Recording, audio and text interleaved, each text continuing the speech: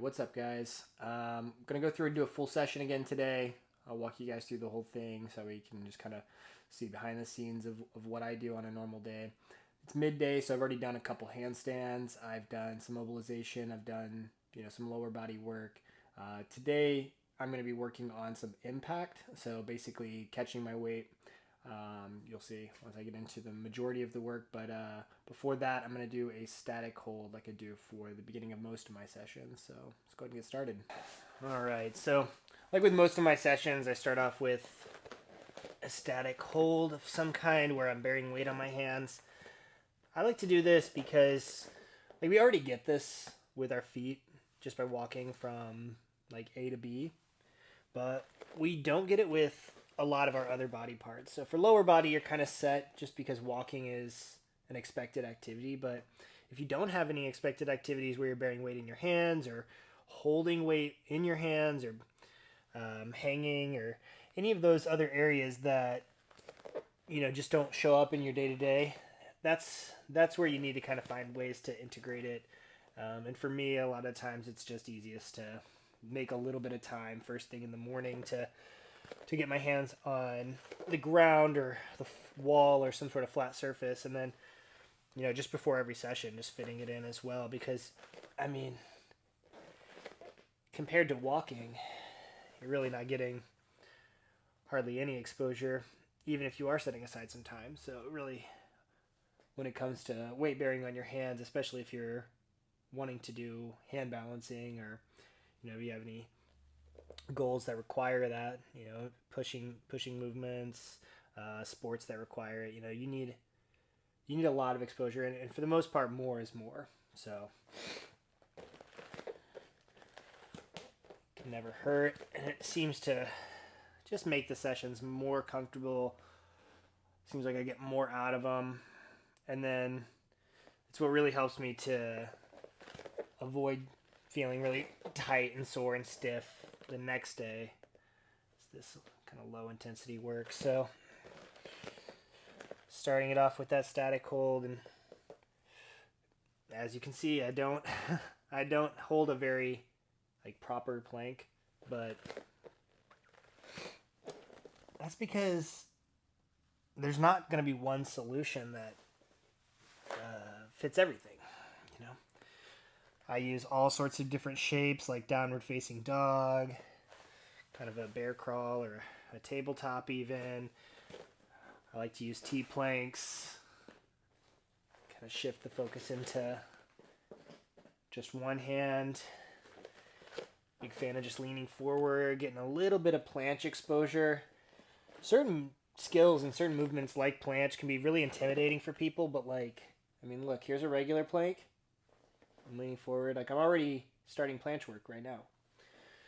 That's how easy things are, is really just find an accessible version of it. And if you work on that long enough, you'll acquire access to more options. And from there you can kind of build up to pretty much any skill.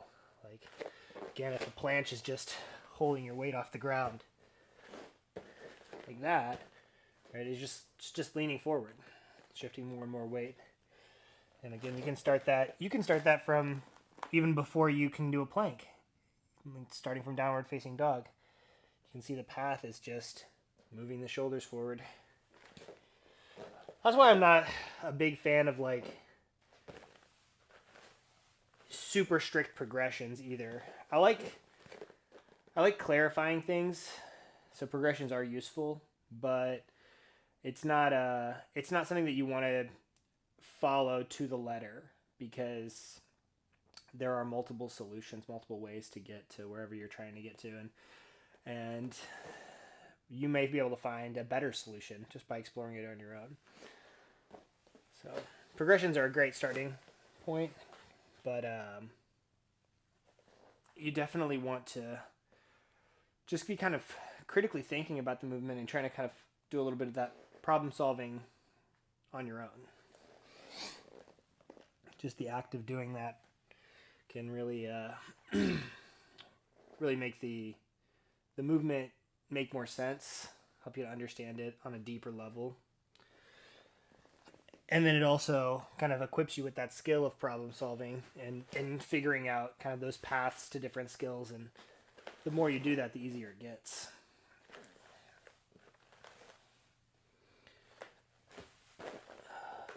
Another thing I like to do with these static holds is incorporate some lower body stretching. So normally I'll go through and I'll do kind of like a modified sun salutations. I'll do some high planks and then low lunging and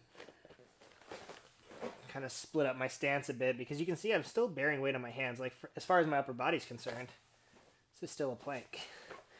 So there's no reason I can't throw in some lower body stretching and loading, and then by putting some extra weight into my lower body here, I can kind of decrease the intensity for my hands, and that allows me to work on stuff like fingertip strength, and then also other hand configurations that maybe I haven't spent as much time on. So a lot of benefits to changing your body position and configuration. And again, as far as my upper body's concerned, that's a plank still. So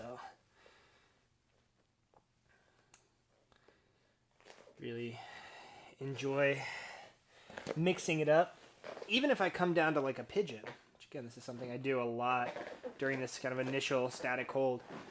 As far as my upper body's concerned, this is still a plank. Like nothing changes between those two movements except for how much weight is in my hands. And I can put as much as I want or as little as I want from just about any of these positions, as long as I've got something else to bear weight in. So I usually work my way through a variety of different positions. What that looks like from day to day is going to depend on how I'm feeling.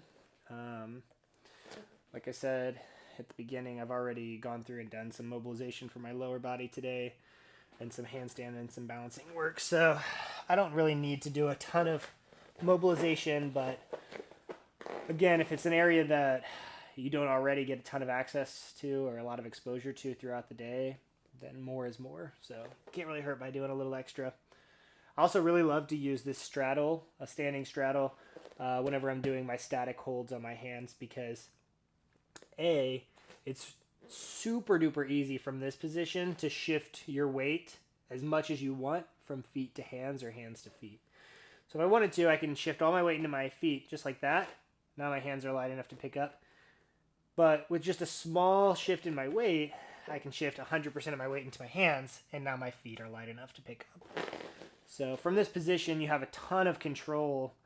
You can go from 0 to 100% in either direction.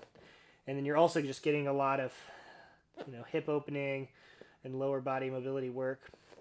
And sometimes I'll even kind of like walk around here. I love to do kind of a walking Cossack squat. So just shifting my hands around to provide support. And I mean, like, obviously I don't need my hands. So I'm just kind of lightening the load of these Cossacks, especially first thing in the morning. If you get tight in the ankles and hips, this is a really great option to start to warm everything up. While you're getting exposure to hands on the ground, you're also getting exposure to some of these deeper ranges for the lower body that you don't naturally get a lot of exposure to. So like things like walking, like I get conditioning for my feet and for my ankles and my knees and my hips with a straight leg loaded variation. But you do have to make time a lot of times for some of these loaded knee and hip flexion positions, because unless you just generally just like to chill down in a deep squat, like an Asian squat, you probably don't get a lot of exposure to it throughout the day. I know I personally don't, so this is a good time to make time for it, is during these static holds. And again, I still get comments from people that are like, wow, 5-10 minutes, that just seems unreasonable. But I haven't even checked the clock. I don't know how much time's passed, but I mean, I kind of feel like I just got started. Just now starting to get loose and really feel good. So when you get used to doing this every day, not only does your body condition to the point where you've got more strength and physical endurance, but you also just learn how to make like little adjustments throughout to keep it comfortable. Just like how if you were going for a long run, right, you wouldn't run at the exact same pace the entire time. You'd make adjustments for hills, for when you're getting a little bit tired or dehydrated, or I'm not really a runner, so maybe it wasn't the best metaphor, but it's just about pacing. So you really get good at pacing anything whenever you do it every single day. So for me, doing 10 or 20 or 30 minutes on all fours at this point is just, it's just like walking around. It's not a big deal. All right. I'm feeling pretty good now. I think probably go ahead and call it on the static holds. So now we'll add in some dynamic movement, and then we continue into some of the high impact stuff that I'll show you guys here in just a minute. So whenever I'm trying to prep my body for whatever the work I'm planning to do that day is, I like to think about how can I get exposure to a lighter version of this before I start attempting like the heavier version. And I like to try to keep it about as close to the movement that I'm going to be trying, but obviously sometimes, you're going to have to kind of make some allowances. One of the movements that I think is really, really good for prepping your wrists for impact are cartwheels. And I usually recommend anybody that wants to be able to jump onto their hands or do kind of jumping or kick up entries into handstands should work on their cartwheels, because cartwheels are just a really great way to get exposure to putting your hand down quickly, stabilizing, inverting, and then ending up on the other side, all in one self-contained movement. So we're going to knock out some cartwheels. Started off kind of light.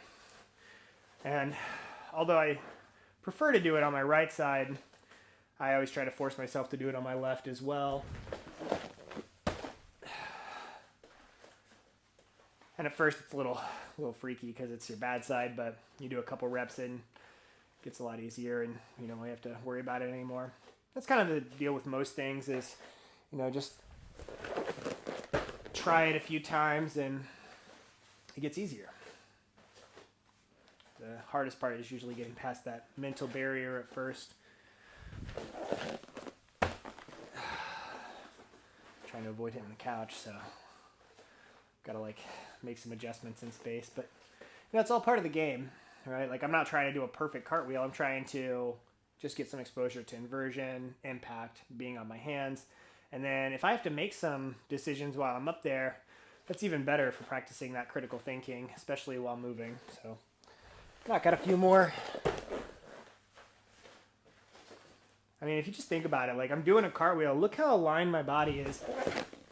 Even without it being a perfect cartwheel, it's just a great way to practice getting your feet over your hips, over your torso, over your shoulders, and over your hands, which is what our objective is with hand balancing, right? We're trying to stack things so that way we can acquire that balance. So let me knock out. I'm going to do 2 more on each side.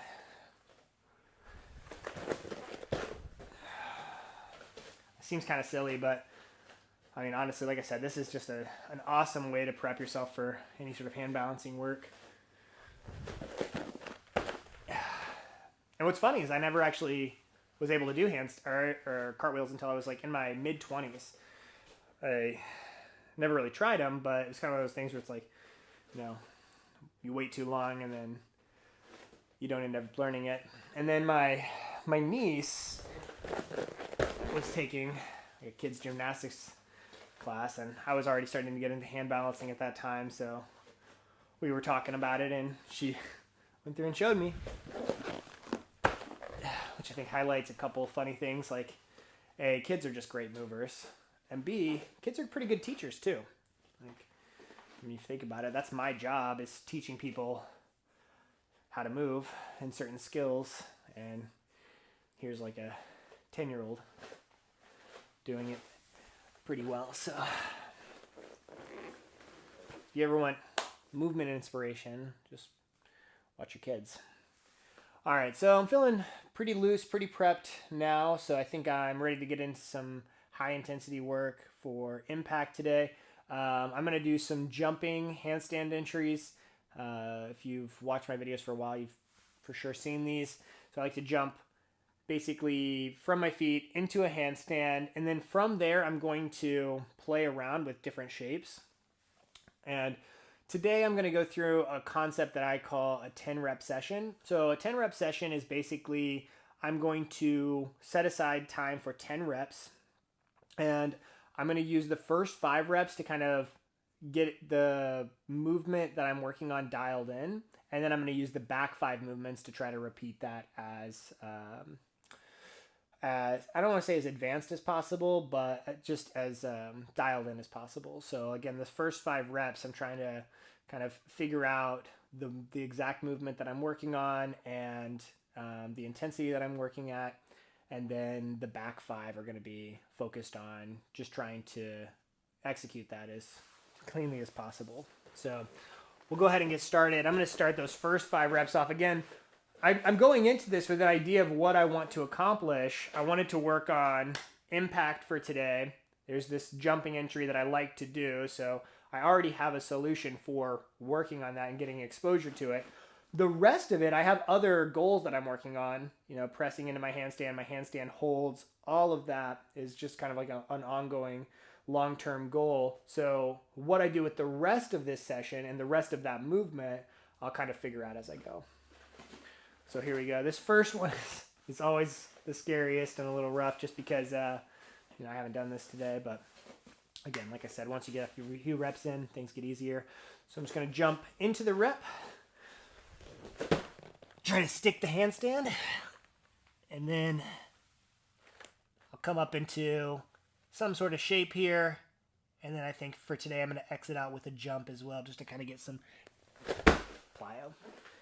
So that's what most of the reps will look like, but over the course of the first 5 reps, I'll kind of clean it up a little bit, and then the back 5 reps I'm going to try to execute, as uniformly as possible, or as intentionally as possible at the very least. I try not to do too much rest between these.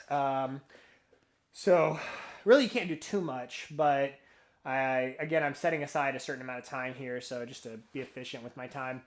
Generally, whenever it comes to recovering between sets or between reps, generally what I say is look for localized fatigue to dissipate. So if you're still fatigued in the areas that you're using for that movement specifically, go ahead and wait. And then if your heart's racing, especially if you're performing any sort of balance or controlled calisthenic skills or bodyweight movements, you're going to want to wait for that to slow down as well, just because it's going to be easier for you to kind of use that critical thinking whenever your heart rate's a little bit slower, and you'll generally get a little bit better execution. So I look for those 2 things: localized fatigue to kind of dissipate, and then my heart rate to come down. So right now I'm feeling pretty good. My heart rate hasn't even gone up yet, so I'm going to go ahead and jump into that next one. Last time my hips dropped on the landing, so I'm going to try to make a correction this time around and not let my hips drop.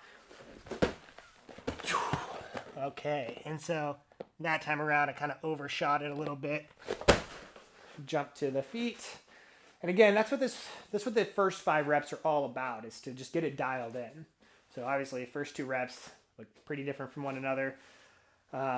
First time I started with my hips a little bit too low when I hit the ground. Made a little overcorrection on the second one. Hips were a little bit too high. So I'm going to take a couple breaths. Again, I'm just checking in on those 2 factors. Do I feel localized fatigue in my shoulders, in my chest, in my wrists and forearms? Nope, feeling pretty good. Am I out of breath? Is my heart racing? I feel pretty good. So I'm going to go ahead and jump into that next one. Again, first time, a little too low. Second time, a little too high, a little too far into it. So see if we can fix it on the third one.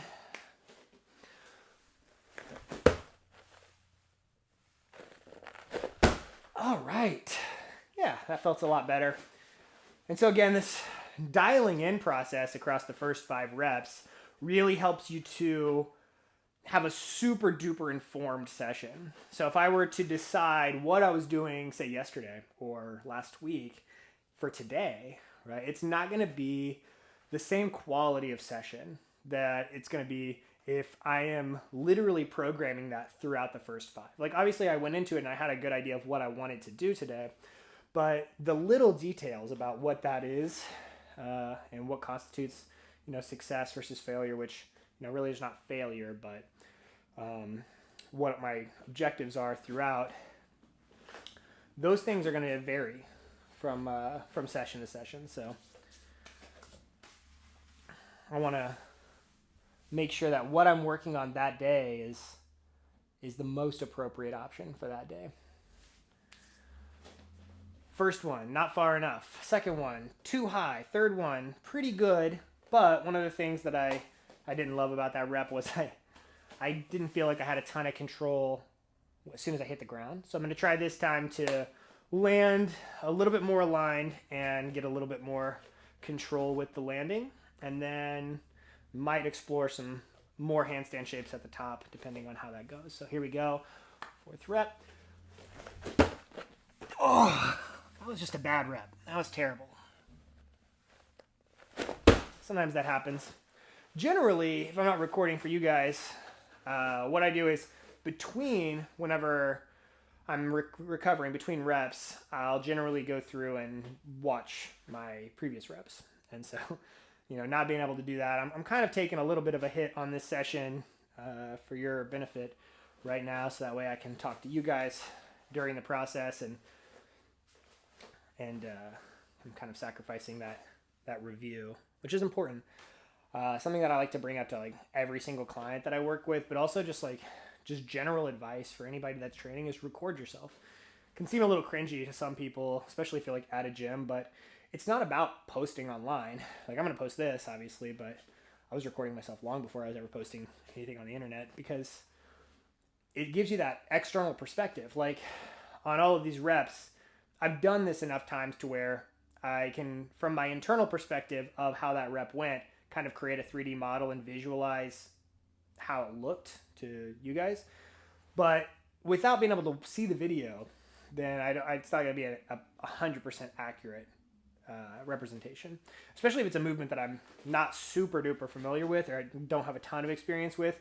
That internal perspective of how you felt like the rep went, or what you thought your body looked like in that position or in that scenario, could be wildly different than how it actually looked. So record yourself, review it, and I just do it during my recoveries. So like, that's what I spend my recoveries doing, is just kind of on all fours, just watching my reps, and then I immediately apply all the information I got from watching my reps to the next one. So it makes things just a lot better. Like, you have way more info going into each one. Like, imagine even if you recorded all, like, say 10 reps and then reviewed it, right? You're not going to be able to apply any of those insights until your next session.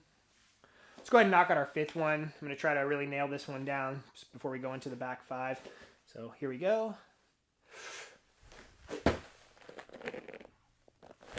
Oh, okay. So you can see it's not always perfect. It's not always perfect, and that's why it's practice. You got to be okay with making mistakes and messing things up. If I could do that every single time without messing up, then it would be a lower priority on the things that I choose to practice. So here we go. First 5 done.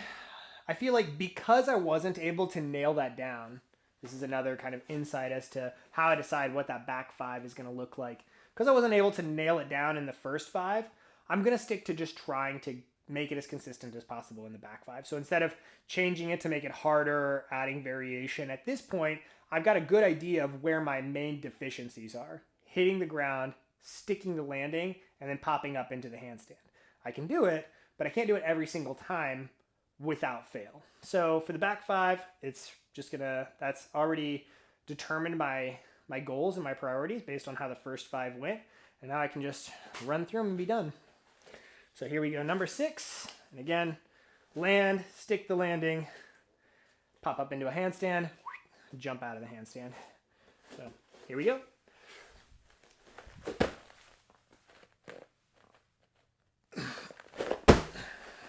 All right. 6-1 felt pretty good. And as soon as I start to get some good reps in, immediately I want to start to add things to it. Like there, it would have been fun to add a handstand push-up. And I don't discourage you from playing and exploring and kind of mixing it up. If you're using this format, this 10-rep session, format. Don't feel like you have to be super dogmatic about the last 5. Right? If you're playing through the first 5 and having a lot of success and every rep look different, you can keep changing it up through the last 5 as well. It's just that the first 5 are not intended to be taken super duper seriously. They're really more of kind of your laboratory to play around, and then the back 5 we want to kind of dial things in a little bit more. But it's still okay to change it up throughout. Like it's at the end of the day, this applies to any session. It's your session, right? It's your training, so you're the boss, you're in control, and if you feel like something would be fun, it's almost always a good option. Okay, so here we go. Jump, stick, handstand. If I want to do something fun, I'll throw it in, and then jump out.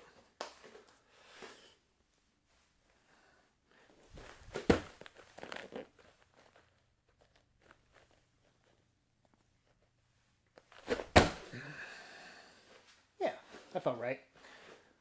So that was rep number 7.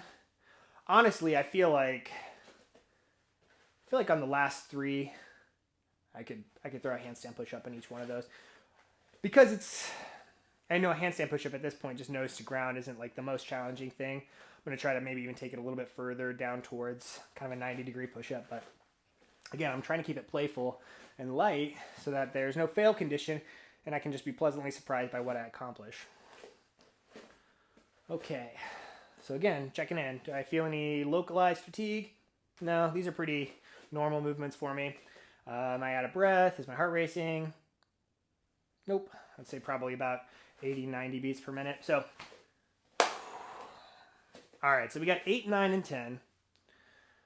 Let's go ahead and just knock them out real quick. I think I've got the format down for now. It's jump, land, stick the landing, shoot it up into a handstand, maybe something fun, jump out of it.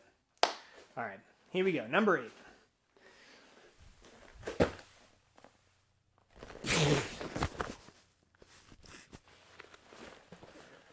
All right. Like I said, stuff like that happens. If I got it right 10 out of 10 times, I wouldn't be spending a whole session working on it probably. Be working on something else, something more advanced. So here we go. 2 more. And that's the other thing I love about these 10 rep sessions is like I have 2 more. So that way in the past, if I didn't get something down during the session, I would get so anal about it. I get so like neurotic where I'd be like, I've got to keep working. I'm just like that where I get a little obsessive. And so this also gives me kind of a hard stop. I can be like, I got my 10 reps in. I have to train tomorrow. I'm probably also going to do another training session today. So, let's go ahead and just call it here. So we got 9 and 10 left. Here comes number 9.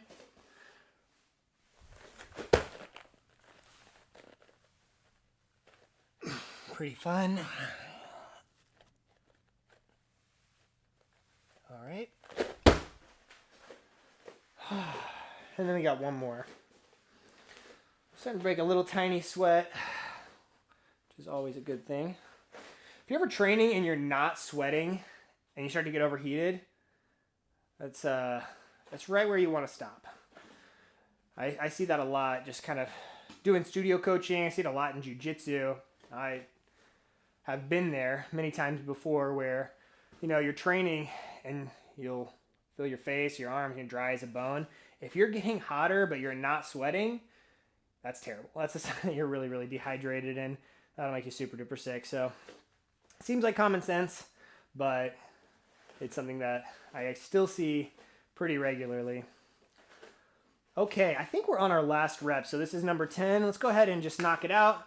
But I always like to try to make my last rep my best rep. So I am going to try to make this absolutely perfect, but I might allow myself to do one more afterwards if I totally flub it up. We'll see how it goes. Okay, here we go. Jump onto the hands. Not the best landing, but not the worst either. Go ahead and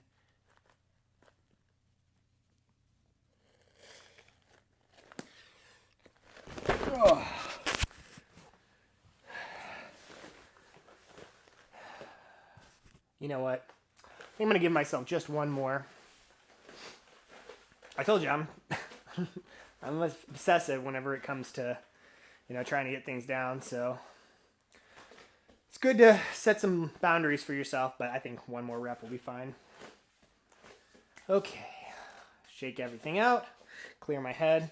Big part of it is you guys are distracting me right now by, me recording this video. Normally I'd be like super in the zone, but talking, I'm not watching my videos between reps, so I'm making quite the sacrifice for you guys here.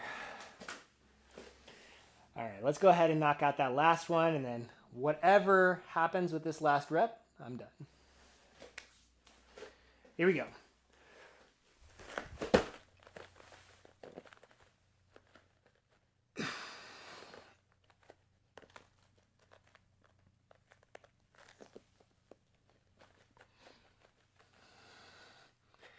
Now we just have to jump out of it and, whew.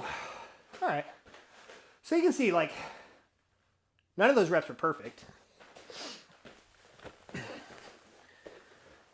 I mean, like, what even is perfect for something that I just made up? But yeah, I mean, not even most of the reps didn't look the same. My goals changed throughout them, or I guess my targets did. So, things don't have to be super duper dogmatic. They don't have to be super prescriptive to be effective. In fact, generally, personally, I find that the more you're able to make adjustments, the more you're able to roll with the punches and just find the right option for you, the more success you're going to end up having. Whether that's with acquiring skills or strength or flexibility, you have to find what works for you, or it's not going to work at all. So go find what works for you. If you want to, you can try out this 10 rep session. Again, the format is kind of just first 5 reps of a skill, any skill. It could be something so simple like a bodyweight squat or a bodyweight push-up. And then first 5 reps, see what you have, just to feel it out. See how the first 5 reps go before you decide anything. Then, determined by how those 5 reps went, knock out the last 5 with some intention. And then that after setting aside that time for those 10 reps, you got a good session in. And then you can just repeat it the next day slightly differently and kind of let that evolve naturally over time. So, all right, I'll catch you guys next time. See ya.